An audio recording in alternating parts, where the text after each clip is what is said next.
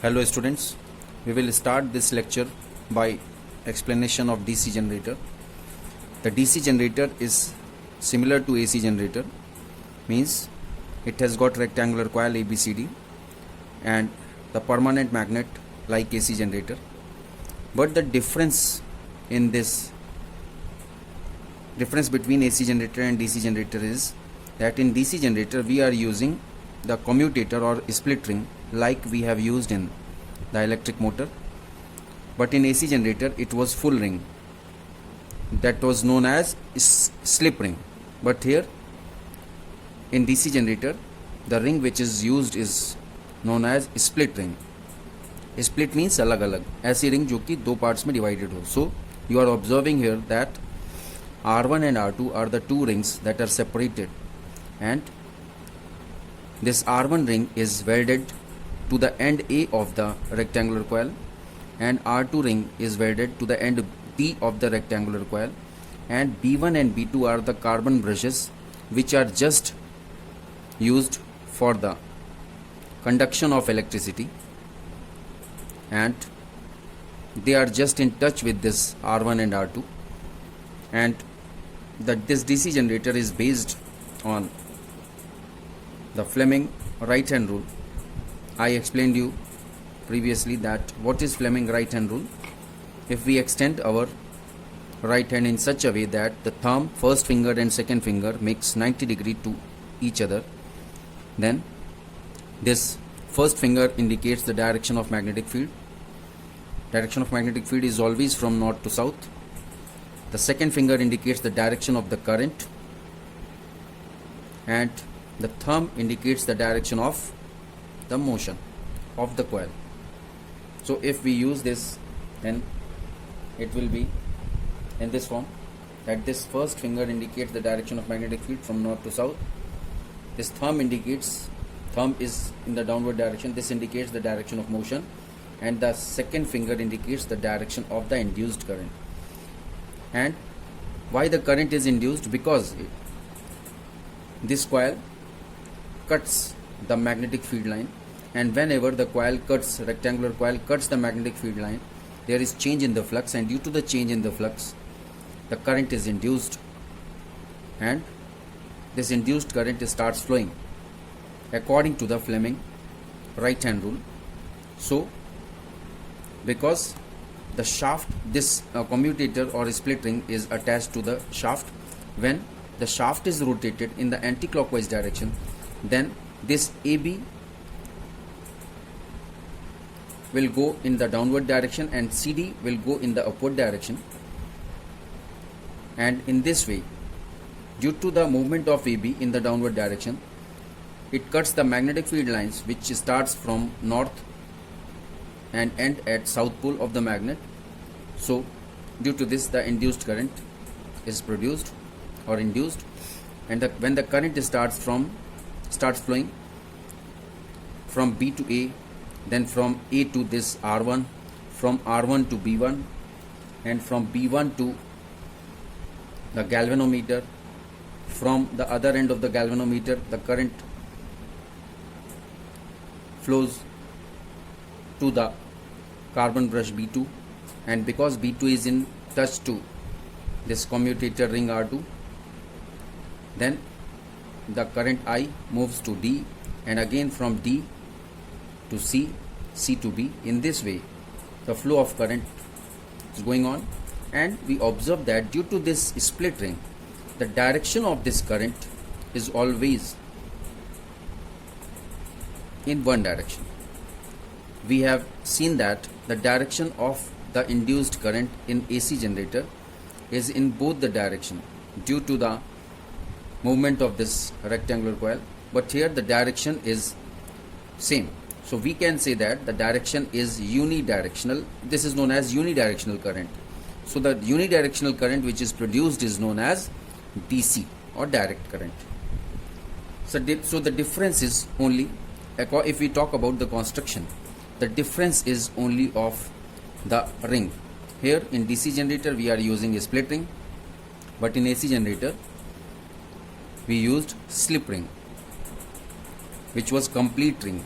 Two complete rings we used in the AC generator. Rest everything is similar.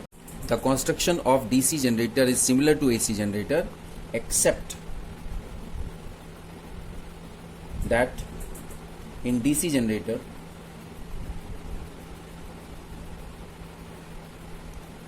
we use split ring, which is commonly called as commutator. Rest everything is similar to AC generator. Now the working is also similar. Working of DC generator is similar to AC generator. It works on the Fleming right hand rule, and the current induced in the rectangular coil ABCD is due to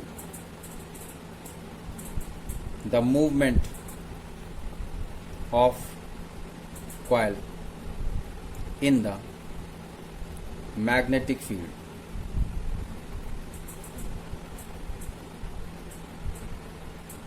When coil ABCD is rotated in anti-clock direction,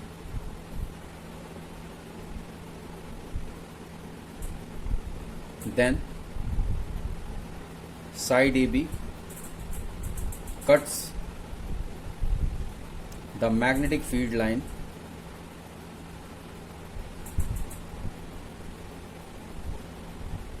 which is from north to south pole, and due to this change in flux,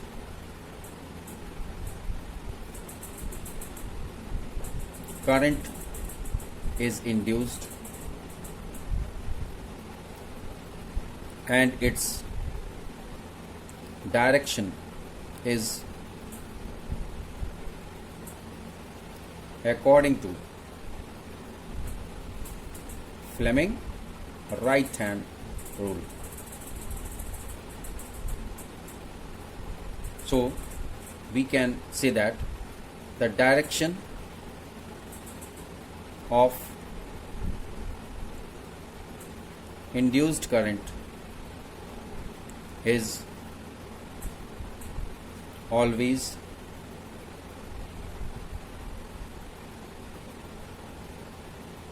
in one direction. It is because of split rings only.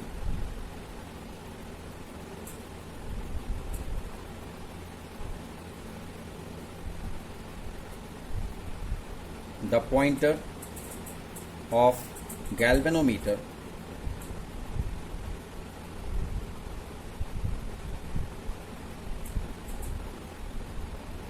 moves towards only one side. That's why it is called production of DC. DC means direct current.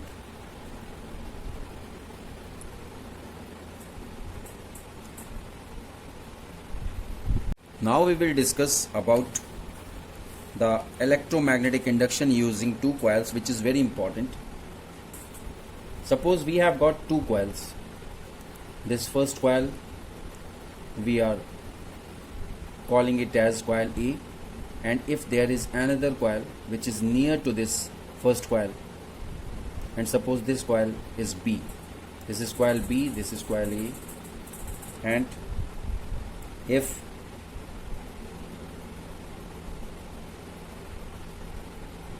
we connect this coil A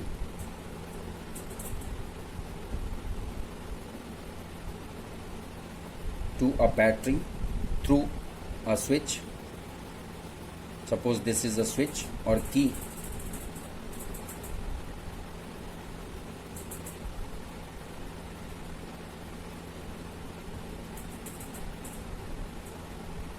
we can use switch or key. The function of the key or switch is to connect the battery to the circuit. So, and the second coil has got the similar winding in this way, and this coil is connected to galvanometer.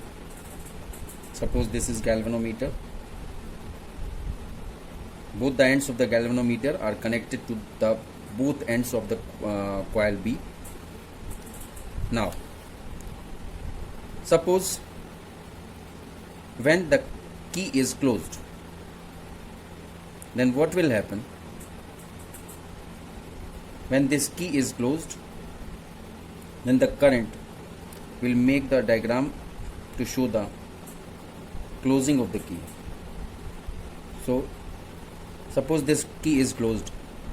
As soon as this key is closed, the current will start from the positive terminal of the battery. It will move to the negative terminal of the battery through the key, and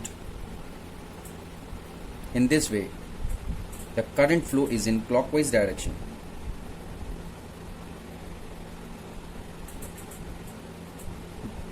If we observe the galvanometer pointer, then at the time of closing the key, the pointer is deflected momentarily and again comes back to its original position. So as soon as this key is closed, the current starts flowing in this coil A. The galvanometer deflection shows momentarily deflection, and just after that it comes back to its original position, and after that no deflection was seen in the galvanometer.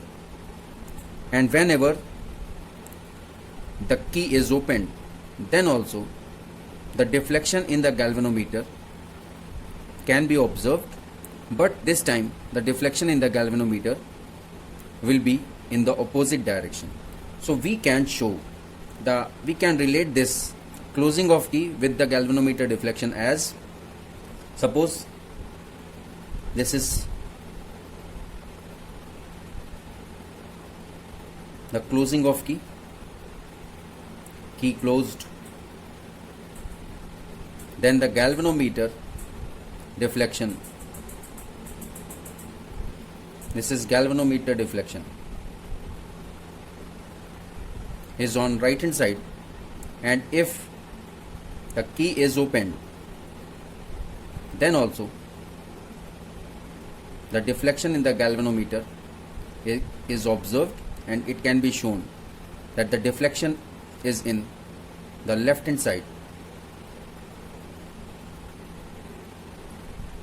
So this will be deflection in right, and this is deflection in left. So this you have to remember. Let's write this. First point, when we switch on the current in coil A, switch on the current in coil A means when we close the key, then it becomes an electromagnet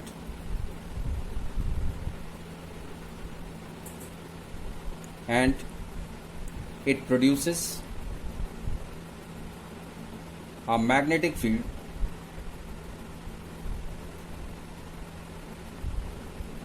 around coil B.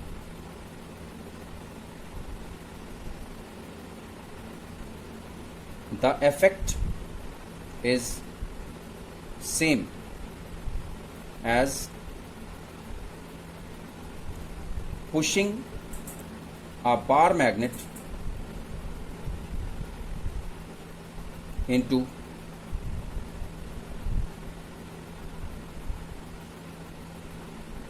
coil B.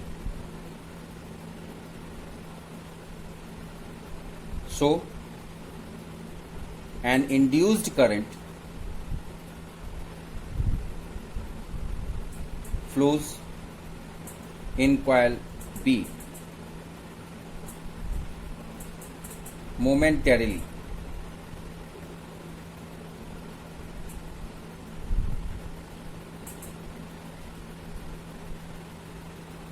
And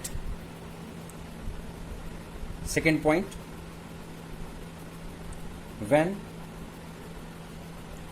we open the key or switch off the current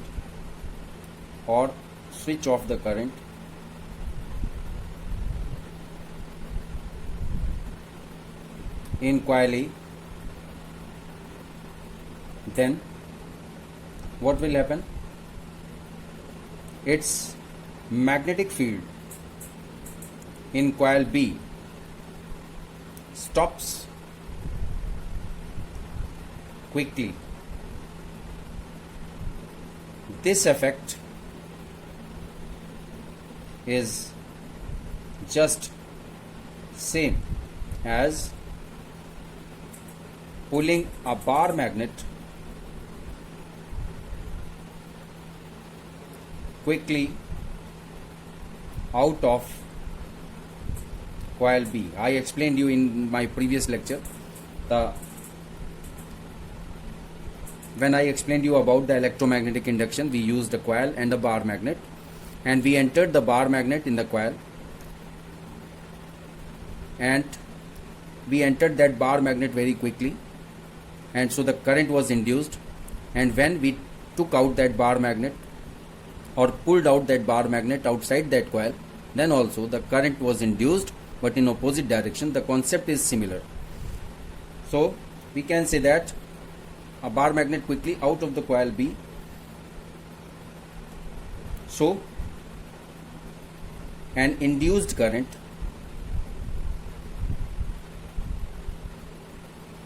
flows in coil B, but in opposite direction. So